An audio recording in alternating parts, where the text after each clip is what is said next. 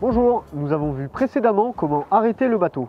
Ces manœuvres sont essentielles en cas d'urgence et il est important de les pratiquer régulièrement afin de les intégrer et les réaliser rapidement. Car que faire si un équipier tombe à l'eau?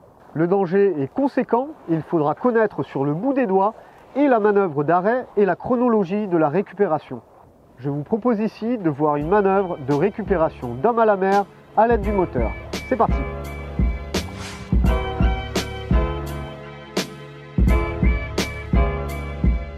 La chute d'un équipier par-dessus bord est le pire accident qu'il puisse arriver.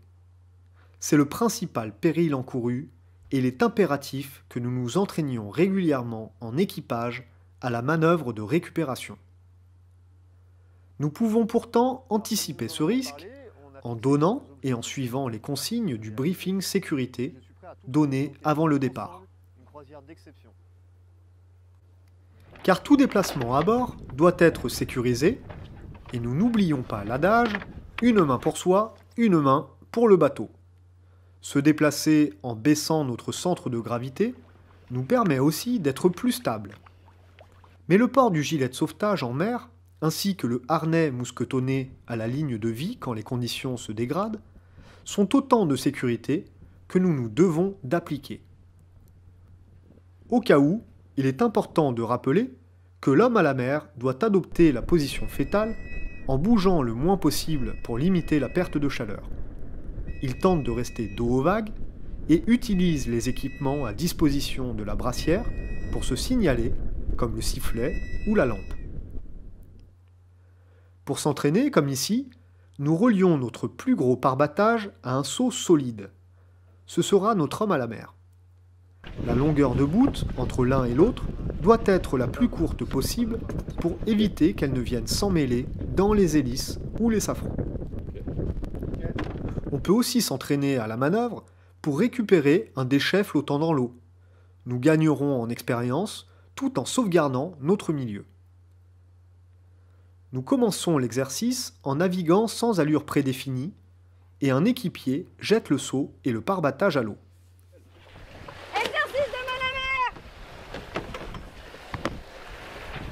Très rapidement, un autre équipier envoie la bouée fer à cheval ainsi que le feu à retournement pour baliser la zone. Si on a une perche IOR, on la jette à l'eau. L'équipier, à avoir créé le premier lien visuel et à avoir prévenu l'équipage, garde jusqu'à la fin l'homme à la mer en vue. Il ne fait rien d'autre que de le regarder. Il peut le pointer avec le bras pour aider le barreur. Il est impératif qu'il garde ce contact visuel en permanence, le risque le plus important étant de perdre l'objectif de vue. Le barreur l'offre pour ralentir le bateau. Il se met à la cape à l'aide de son équipage qu'il prévient. Allez, vise à la cape! La priorité étant de stopper le bateau rapidement en contrôlant que personne ne soit sur le trajet de la baume.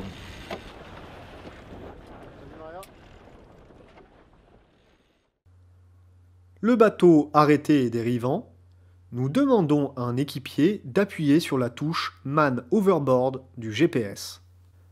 Ce même équipier, en cas réel, lancera un Mayday sur le canal 16 de la VHF à la demande du chef de bord. Il peut s'entraîner à la chronologie à voix haute sans émettre. À la barre, nous contrôlons qu'aucun bout ne soit dans l'eau autour du bateau, puis nous démarrons le moteur. L'ensemble de l'équipage s'attache et se répartit sur les postes. Nous avons besoin d'un barreur en rouge, d'un régleur de voile d'avant en bleu et d'un équipier à la grand voile en vert qui s'occupera aussi du piano.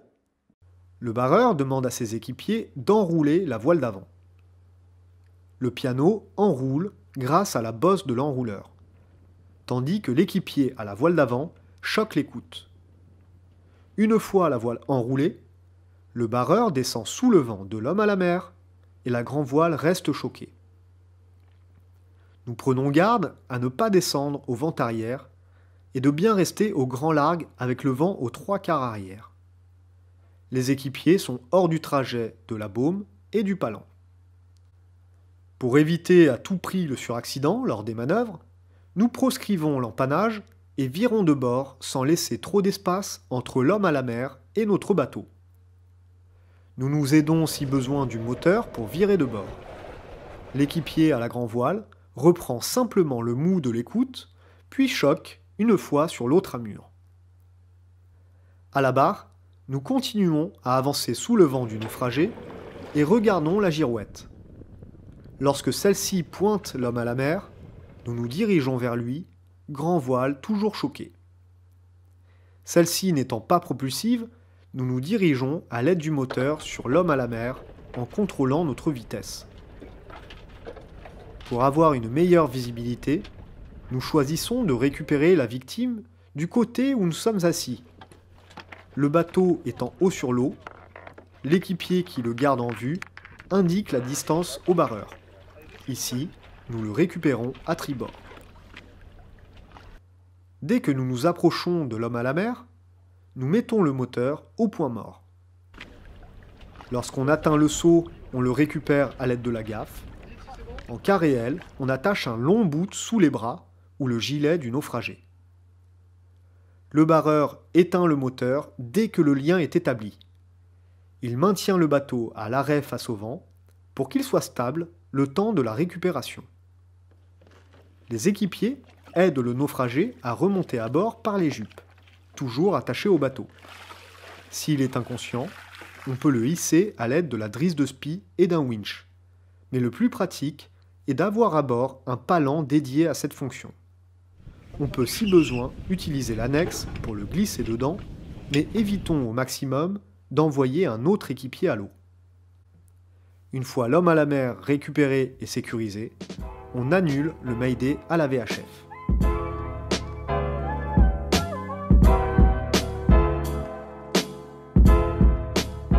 Voilà, la manœuvre de l'homme à la mer n'est pas anodine et il est important de s'entraîner à sa réalisation dans toutes les conditions de vent et de mer. Lorsqu'on s'entraîne à cette manœuvre, on comprend plus aisément la volonté du chef de bord de faire porter des gilets de sauvetage aux équipiers. Paradoxalement, un des risques liés au non-port du gilet par beau temps est la noyade par hydrocution. En effet, la différence entre l'exposition au soleil sur le pont et l'eau froide crée un choc thermique brutal. On ne le répétera jamais assez, en mer, sortez toujours couvert.